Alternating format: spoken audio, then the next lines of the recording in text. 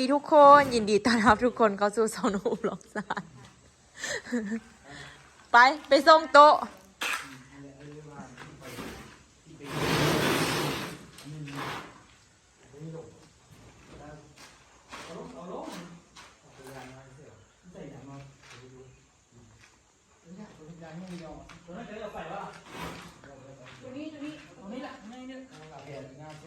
พอดีมีนาบ้าวจากประเทศเดือดตุยน่าจะอเมริกาเนาะเพิ่นสร้างโตหิน6 ชุดคุณทุกคนให้โรงเรียนผู้ประมาณ2 ชุดโรงเรียนมส.ร้องสาร2 ชุดโรงเรียนมัธยมต้นวังหลวง2 ชุดเป็น6 ชุดแต่ว่าไปส่งแล้ว2 ชุดเนาะไปส่งก็2 ชุดเนาะไปส่ง2 ชุดแล้วบัดนี้ละสิไปส่งเฮียนมส.ร้องสารอีก2 ชุด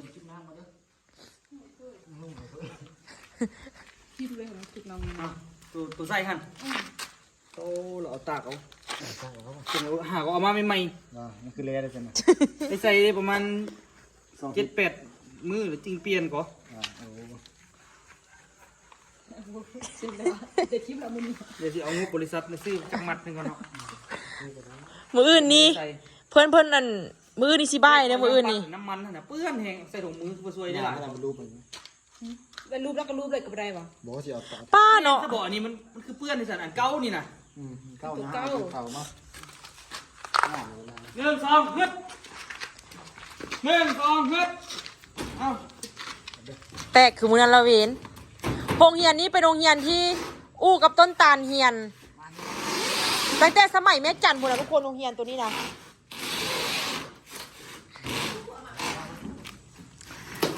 ทุกคนคือสิอยากรู้เนาะว่าอู้อายุห่างต้นตาลจักปี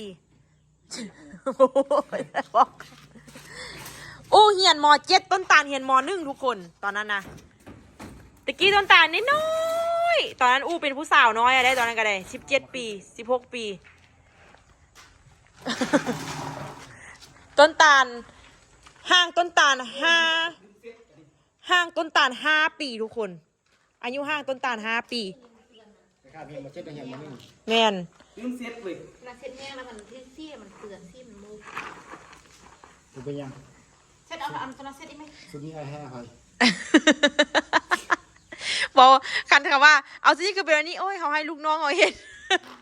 นี่เสือข้าวปลามันแยกเล่นได้หนึ่งนะเดี๋ยวตัวเห็ดไหม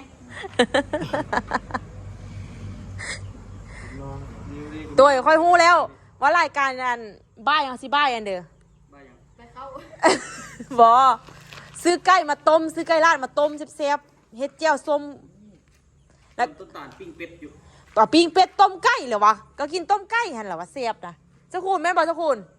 กินต้มไก่แซ่บบ่ต้มไก่ลาดปิ้งเป็ดกับต้มไก่ป้าเบื่อน่ะเน่เบื่อไก่เบื่อแท้เบื่อว่ะตุจะกินเด้อสนาก็กินเด้อก็ซื้อก็ยากอย่างต้มเป็ดแน่ปิ้งต้มไก่ในปิ้งเป็ดแน่สลับบอกบายอย่างข้างคนน่ะโอ้โหจักล็อกแค่2 มื้อยังตื่นอย่าได้เวียกหลายเด้อจักน้อยเด้ออันเดี๋ยวเว้านี่ก็สิไม่ตู้เหนื่อยก็สิเว้าขวัญอีกอันนางเอกสิมาแต่ฝรั่งเศสลาตัวเดี๋ยวไปมาเบิ่งคลิปนี้สู่เว้าขวัญกูอีกแล้วบ่แม่นอยากเห็นเราตัวจริงอยู่เด้เราสิมาอยู่แม่นบ่สิมาลองซานหลังจากไปพุ่นมาก่อนบอกเรามาขายเครื่องอยู่ร้านบุญกินเจียงพอดีมาลินบุญกินเจียงเนาะพอดีมาบุญกินเจียงเลยใช่ใช่ก็คือเรามีเจียงป้าไปจำมัดจำเงินสร้างปลาแดกมาบักคักบ่เห็นวะไปซื้อตามหุ้งคก40,000กินอยู่บุญกินเจียงบอกว่าอันเจ้าคุณกินอยู่เงินบ่แซ่บเด้ไปกินตามหุ้งอยู่บุญกินเจียงวันนี้มันก็งามอยู่เนาะของเจ้าคุณนี่เนาะเอาไฟมาจูดเสริมของเจ้าคุณเมียนหล่อนง่ายที่เขาอีเมียนี่คนละแนวกันเนาะนี่เมียนหล่อนเนี่ยเขาไม่ปีหล่อนน้อยพมสปีฮันเป็นเส้นฝ้อยเลยฮะนะหาว่าพมสปีฮันพมอันหาว่าพมสปีมันพมเสียมันก็เลยเป็นอันนั้นมันยอมไล่เถื่อเลยล่ำนอนน้อยเราป่าโดยเมียป่าซ่องขมูลบ่คนป่า3 ชั่วโมงแล้วไปตากแดดได้ไปเก็บผักผ่าพร้อมดักพุ่มแล้วมันก็เลยฮ้อนมันก็เลยฝ้อยไล่ผมพูดไปได้เฮ็ด แต่พอดีอยู่มัน จะงามไหมเนาะ เรื่องเบิ้ง2 ปีได้เรื่องกันเลย จะปีมัดไว้เลย เมื่อวานให้สมัดไว้ เขาบ่ย่อยอ่ะ มันฟุ้งเกิน เรื่องอะไรเด้อ เอาตัวนี้คือบ่หันเต็มแล้วเต็มแล้วอย่าไป มาทาสีแดงเสื้ออีก ตัวนี้สั่งคนเดียวบ่ได้บ่สุดนี่ลองกันนี่สั่งได้เป็นต้นขนาด ตัวนั้นก็บ่ได้ตัวนั้นเองนะหาไปส่งเครื่องมา โอ้เอาดีเลยเฮ้ย คือว่าดิ จะพาเรื่อง ก้าพี่อยากมันคือออกเป็นม่วงๆเนาะ ทาชีวิตเปลี่ยน เอาไปพุ่นแม่นั่นเดี๋ยวจะไม่ซี่เด้อ ม่วงกันละบ่ บอสีแดง สีเขียว มันงานจะไปซี่ปวดนี่น่ะเนาะตาว่าที่เรื่องชี้ใส่น่ะอยากนอนจะว่าตาเจียมากตา เอ้ยเนาะเดี๋ยวแล้วเนาะ บอกแต่มันงามก่อไปว่างมันงามก่อ ร้านเสียไปทางซอกไปแล้วเสียซี่เดี๋ยวนี้ ไปห้าอาจารย์แล้วจักเอาสีเดียวหุเอาสีเดียวต้นตาลสีฟ้าแก่ตีสีฟ้าอ่อนกำลังสีมาเนาะ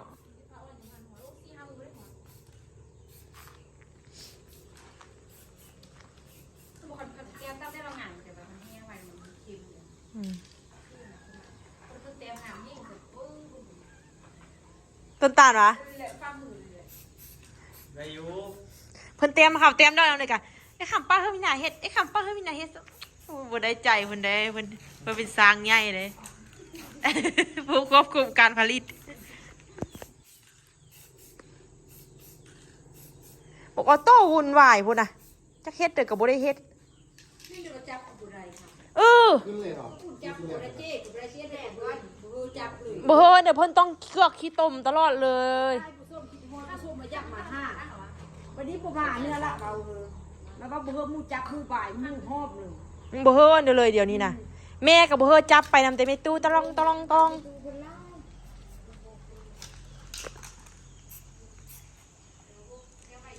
มื้อเช้านี้แม่ตู้เจ้อยู่ข้างล่างแล้วไปฮดส่วน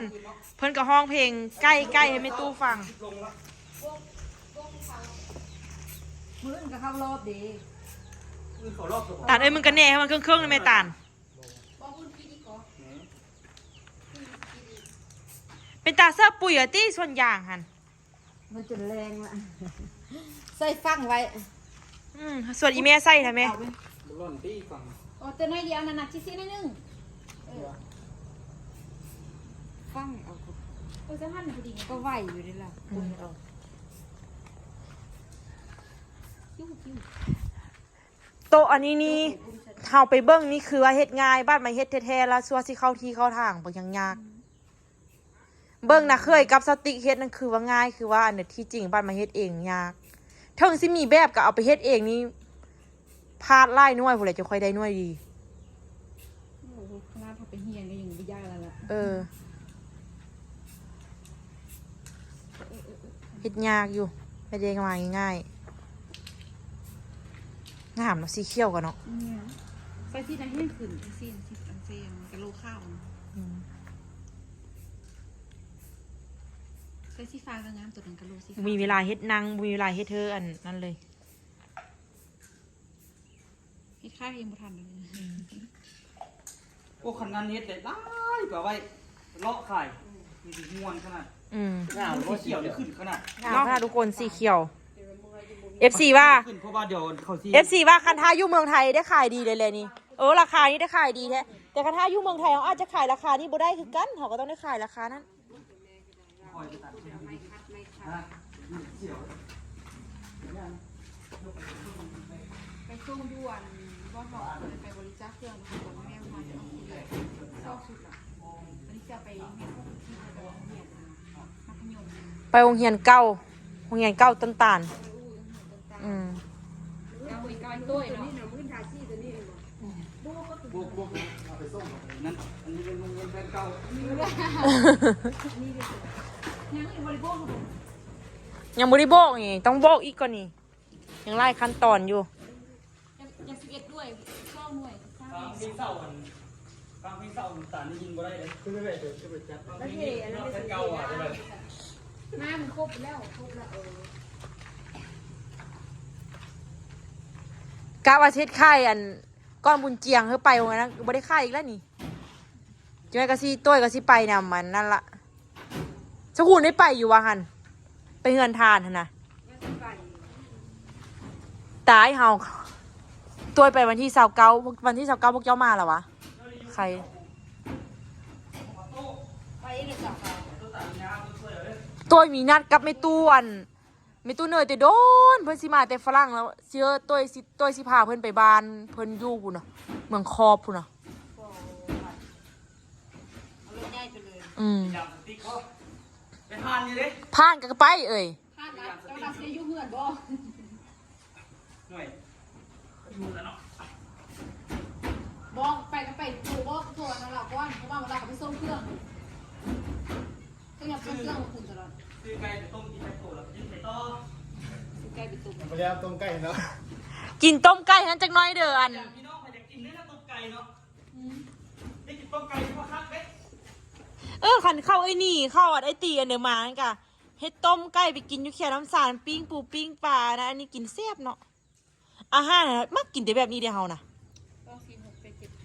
กินอย่าง ว่าอาหารเด้ว่าสิกินดีๆจักสิกินแนวใดดี แกงนอก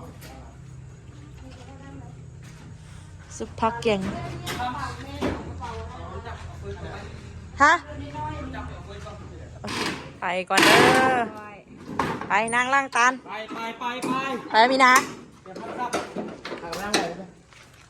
นางจับตัวหินไล่เลยตอนขึ้นตัวสุดขันขนาดพอขึ้นตัวขึ้นอะไร เอาอันเดือบังอันนี้บ่ ตัวขึ้นตัวสั่นก็ไล่พอดีกัน อะไรกันยังวะแล้วมันต่ำเลยอะไรวะ ไปฟ้าวไปยังเขาปิดโรงเรียนโอ้ยอีตัวนี้แมวออโต้เด้อโตขี้ดื้อ ที่ไปคันลิ้นอยู่หน้าเหือนเลยมาลาบ เจ้าก็เกมอีตนตัวเองนะเพราะว่าเดี๋ยวเจ้าซีอยู่คนเดียว ฮันละตาย เลยทักมาบอกว่านะ วางบ่วางก็ต้องวาง นะโอ้บางสงตัวคือสิคาเวียกเนาะ อืม แต่ว่าวางบ่วางก็ต้องพาแม่ไปเด้อเหมือนกัน ไป เนาะ เนาะ บ่วาง ได้ครับ เขาหยอกเอาไปแล้วเนาะได้ห้ามปากละ อืม คนเราคนจริงใจก็ กับบ่วางอีนี่เดี๋ยวบ่มีมื้อได้วางเลยชีวิตนี่ โอ้ยที่จริงคันให้เฮาสิวางเฮาก็วางได้หั่นแหละแต่เฮาพยายามเฮ็ดให้ตัวบ่วางซื่อเฮาอยู่ละลากอ่ะบ่ได้เงินได้คำหยังก็เฮ็ดเวียกดีกว่าแม่นบ่ล่ะ แม่นล่ะนี่เฮือนหลังนี้ทุกคนเฮือนไอ้อำมาลาเราใช้กำแพงทุกคนต้นเสื้อรอเด้อ น้ำพันเลยขึ้นเราเล่นแล้วก็ถึง ออโต้เมื่อยอาบน้ำมันละคอยเครื่องนุ่งคือมันนุ่งกัน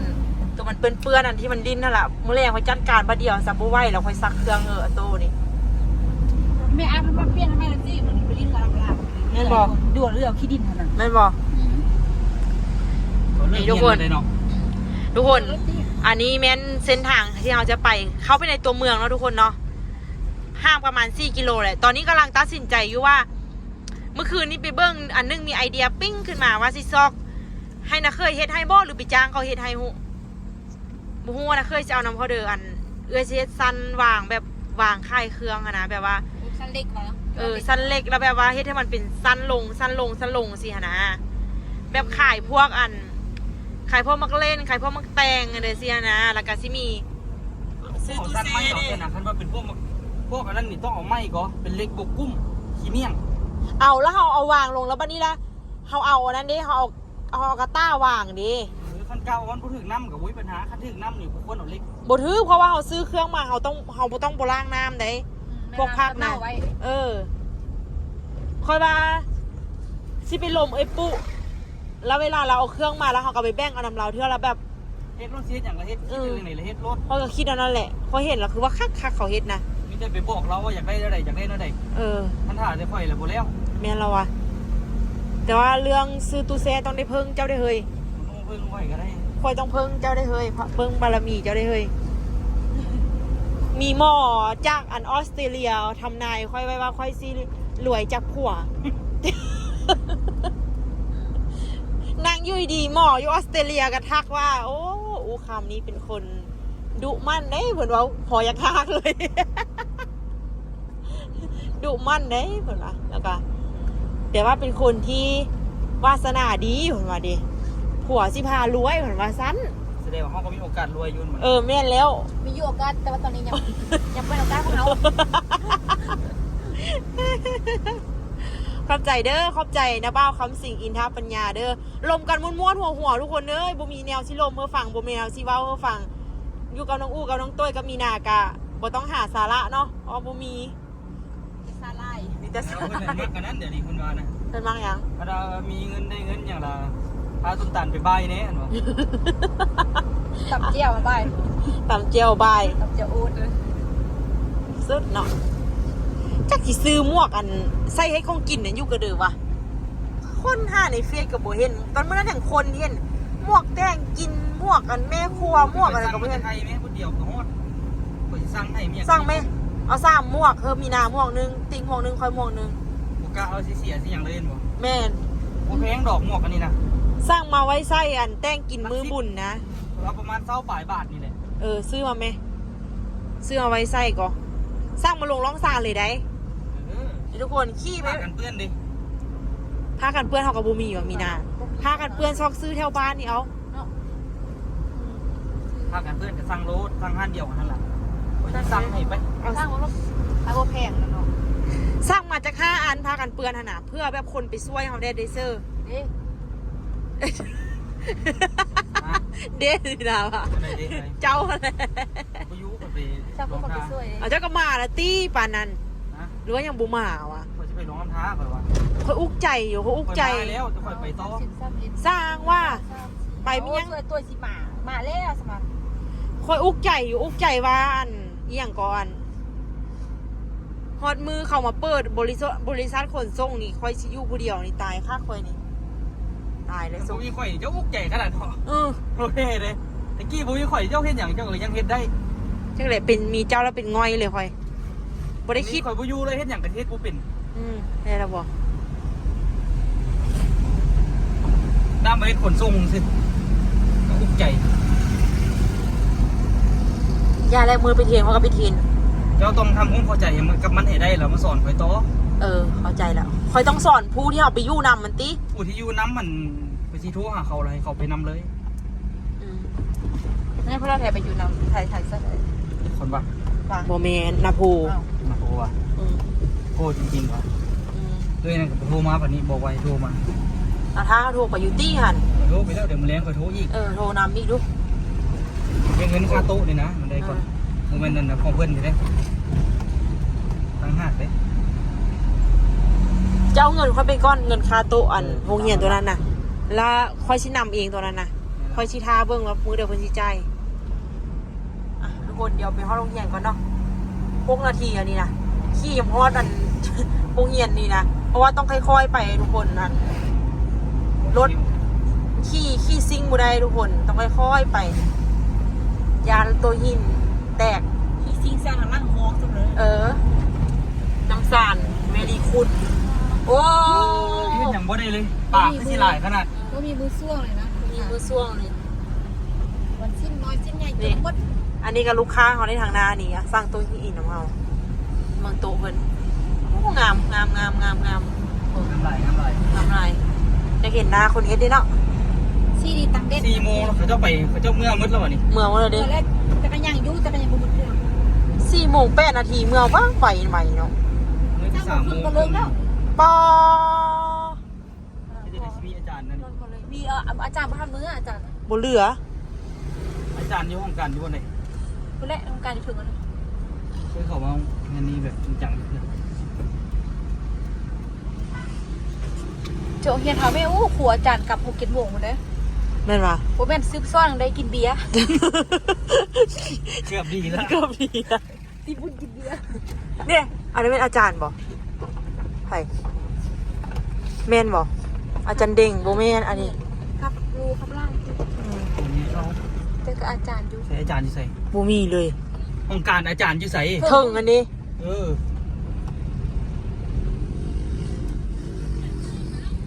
บ่มีเลย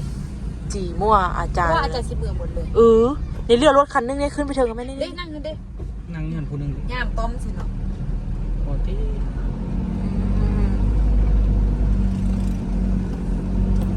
โง่เลย อู้วันที่29นี่มีดองมู่อีกได้หนีตายละวันที่29นี่ในเฮียนม.6อยู่หันม.5อยู่ห้องนี้ม.6อยู่ห้องนั้นม.7อยู่ห้องนี้ ปิดตายเลยบางตัวคือว่าเป็นอาหาร ไปอันนั้นไปเอื้อนเอาเพราะว่าย่านน่ะนะตังค์มันสิต่ำกัน แม แม่นที่อาจารย์นั่น แมนอาจารย์เดชสมเด็จว่ะอาจารย์เด้อวะไป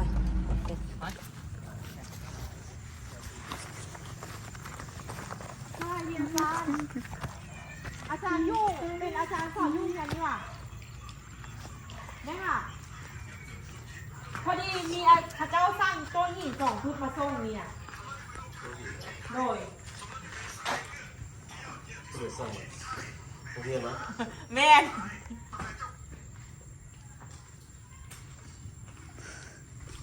โอ้ยยอ เจอข้าวกัน ยอคือมีนะมีเพิ่นน่ะนะเพิ่นเอามาให้ เพิ่น ตั้ง รั เอา บ มาให้ อันนั้นพอดีมีอัน เพิ่นอยู่ต่างประเทศเพิ่นซื้อ เพิ่น ให้ ที่ต่างประเทศเพิ่นซื้อมาลงให้โรงเรียนเขา2 ชุด เพิ่นอยู่อเมริกาเพิ่นละ อาจารย์เป็นอันอเมริกันอยู่นี่ว่ะว่าเป็นครูสอนสิว่ะ แล้ว2 ชุดนี่อยากฮู้สิเอาไปวางไว้บ่ได้แน่หั่นนะมาถาม ก็เลยแจ้งก่อนให้ก่อนเลยกับเขาเลย หึ แจ้งก่อนว่าแจ้งไหมเพราะว่าเขากับบุหัวน้องก็เรียนจบตอนนี้ไปโดดแล้วบุหัวใครเป็นอเมริกันอยู่นี่ล่ะเพราะสมัยเรียนนั้นเป็นอาจารย์เลยเนาะ บอลลงมาเดียวกันกันหลัง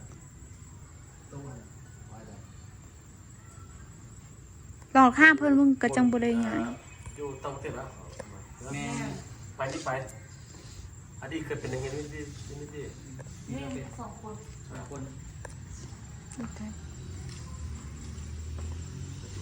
จบได้จากปีแล้วอ่ะ10 ปีแล้วจบจากนี่นะ 10แล้วนะ จะ2014 เข้าซะย่อยนะเจ้าก็ได้เนาะ จะมาจบได้10 ปีกันว้าวไม่ค่อย ยิ้มเปยอยู่ เท่า ด้วย กัน แต่ซื้อตัวไปเอาจากอเมริกาเลย สมัยนั้นผมค่อยมาอาจารย์ยังวะ 10 ปีแล้ว อาจารย์ โทษดิ อาจารย์ลูกคู่เท่าๆนะชื่อ จะเป็นโทษดิ เนาะน่าจะเนียน เดี๋ยว จากต้นตาลพุ่น อาจารย์เป็นทำ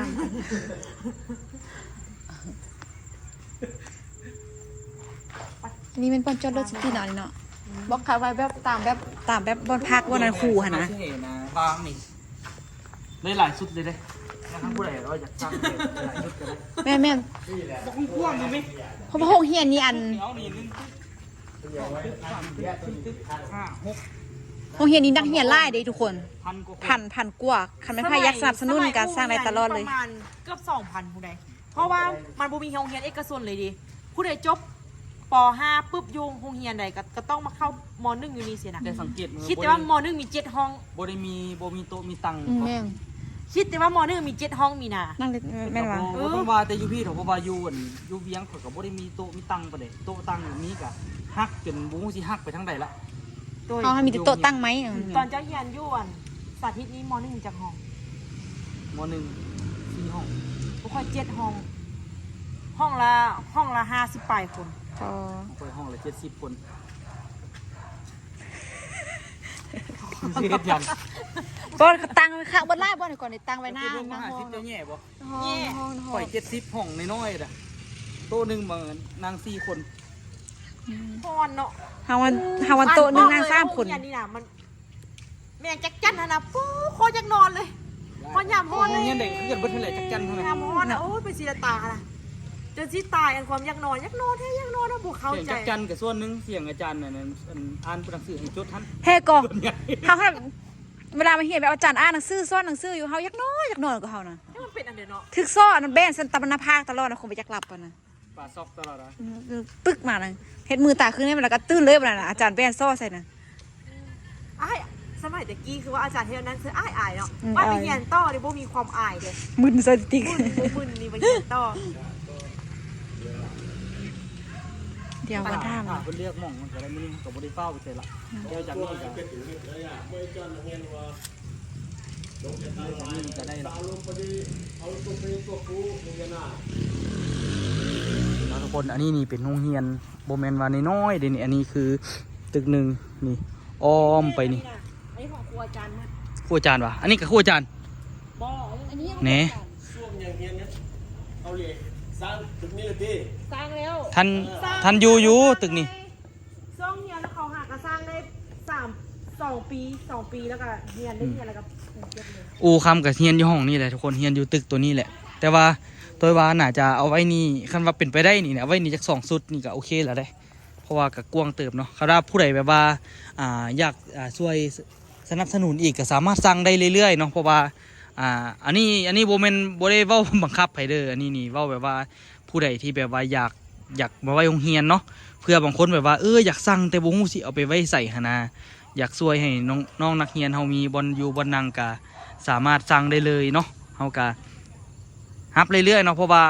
ก็ซ้ำมาช่วยเฮาทั้ง2 ทางช่วยตัวแน่แล้วก็ช่วยให้น้องๆนักเรียนได้มีบอลนั่งแน่เนาะพอดีนะพอหน้าบ่าวเพิ่นก็อันน่ะสั่งให้ก็ทำอีกเพิ่นว่าสิเอาไว้โรงเรียนน่ะนะพุ่นเลยเนาะหลายสุดแต่ว่าตัวบอกว่าอยากเอาให้โรงเรียนทั้งนี้นำเนาะให้มีบอลนั่งหลายโรงเรียนเนาะเพิ่นว่ามันน้อยพุทธบ่น้อยเนาะเรื่องว่าน้ำใจนี่มีสำใดให้ก็ถือว่ายิ่งใหญ่เนาะนี่มีน้ำใจให้2 สุดโรงเรียนละ2 สุดเป็น6 สุดได้เพิ่นคนเดียวเนาะอันผู้ใดแบบว่าอยากกันนะ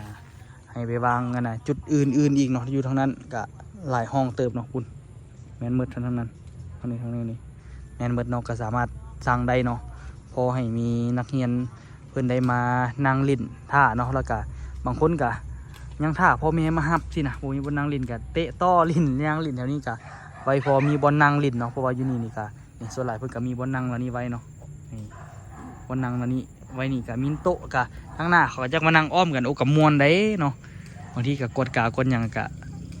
ออกบางคนก็ได้แบ่งออกคนละครึ่งสินะครึ่งนึงออกมานอกก้อนสิเขาจะมานั่งก็พอมีบนนั่งลิ้นเนาะนี่ตามสบายเลยเดี๋ยวถ้าเพิ่นว่าเพิ่นสิขี่รถเข้ามาแล้วก็สิมาบอกจุดเนาะตัวก็กำลังท่าจุดอยู่ว่าสิเอาไว้จุดใดเนาะต้องให้เพิ่นบอกว่าซั่นจ้าว่าเพิ่นสิเลือกไว้บนใดน่าจะเป็นจุดสำคัญแหละบางทีก็เพิ่นน่าจะไว้ให้ครูอาจารย์ได้นั่งจักสุดนึงหรือเนาะมื้อนี้นี่ถือว่าเอามาไว้ลง4 สุดพร้อมเนาะทุกคนแล้วก็อาจจะเป็นมื้ออื่นสิเอาไปโรงเรียนวังหลวงอีก2 สุดเนาะโรงเรียนนี้โรงเรียนอูคำต้นตาลตุ๊กตากุ๊กกิ๊กนอนอยู่นี่มัดแหละทุกคน อูคำก็จบจังนี้ต้นตาลก็จบจังนี้กุ๊กกิ๊กก็ยังเฮียนอยู่ปัจจุบันนี่ก็ยังเฮียนอาจจะอยู่ตึกนี้บ่กุ๊กกิ๊กโอ้โหเด้เนาะพวกบิ๊กเตอรี่เนี่ยก็จบอยู่นี่คือกันทันบาหำต้นอยู่นี่มัดติ๊กก็น่าจะอยู่เฮียนนี่บ่อยู่เฮียนนี่มัดแหละท่านได้เฮียนที่บอกเฮียนนี่บ่ได้เอาสมาห้องนี่บ่ได้เข้าสมา เงี้ยเบิดหนังพวกนี้เขาดิเงี้ย ปีนึงเข้าห้องจักเทื่อ เขาว่าอยู่ ห้องผ่านไปที่ห้อง73ขึ้นห้องแบบ73นี่โอ้ยก็อยู่73เหมือนกัน ทางขึ้น ตั้งแต่ม.4 ฮอดม.7 เลยเขาได้อยู่ที่ห้อง3ห้องอันน่ะส่วนสั้นปานกลางส่วนสั้นดีเด่นเป็นห้อง1 โปรเอ็นดีเด่นเขาจะเฮียนเก่งเนาะแล้วแต่ตัวตังเอาลงสีเขียว2 สุดเสียไว้เถิงมีรวมทุกคนรวมอยู่หันโอ้ย่างไปย่างมาเลยไว้นี่เป็นลูกกงขึ้นมาไว้นี่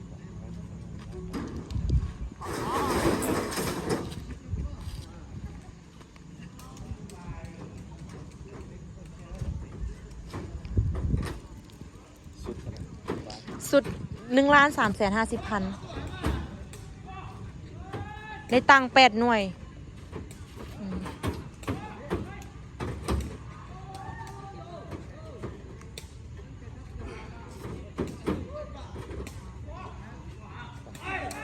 เป็นรุ่นเดียวกับอนาลูกสาวอนาเป็นซื้อรอนี่หรอน้ำค้างบ่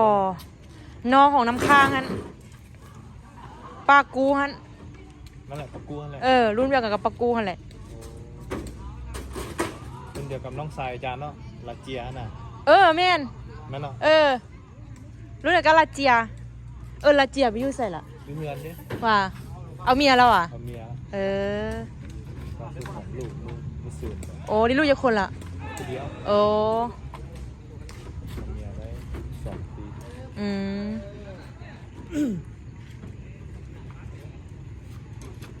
ไปเรียนมาพอดีช่วงโควิดนั้น อืม บ่ได้ไปเลย เออเอามันไปเฮียนอยู่ใส่สัน ไปเรียนอยู่จีน โอ้ไปกับเขาปะกู้มันวะ นั่นแหละ โอ้ รุ่นเดียวกันที่นี่ไปนี่เป็นเรียนอยู่จีนได้5 ปีบ่6 ปีนี่แหละ เขาไปเฮียนจักปีตอนนั้น เกี่ยวกับเขาไปเรียนภาษา2 ปีมันนี่เขาภาษา5 ปีสินะพอดีเขาไปเรียน เป็น ได้ 7 ปี 3 ปีเข้าใส่3 ปีพอดีสิลงขึ้นงานแล้วมีโควิดมาของเมือง อืม บริของเมืองมาเข้าที่แล้วก็โควิดมาแล้วก็ไม่ได้ไปของยาก อืมเอาตอนไปเฮียน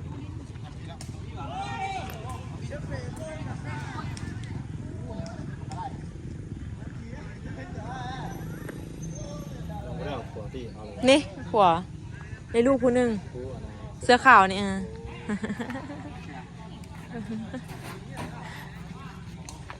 อยู่บ้านไอ้ที่ บอไทยเวียงจันทน์อืม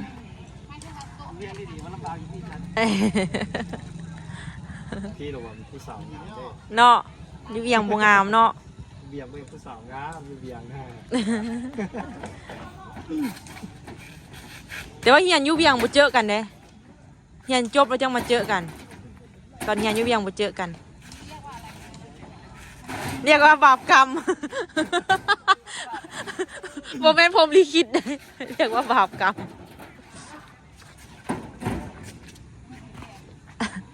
โมเมนต์บุพเพสันนิวาสได้บาปกรรม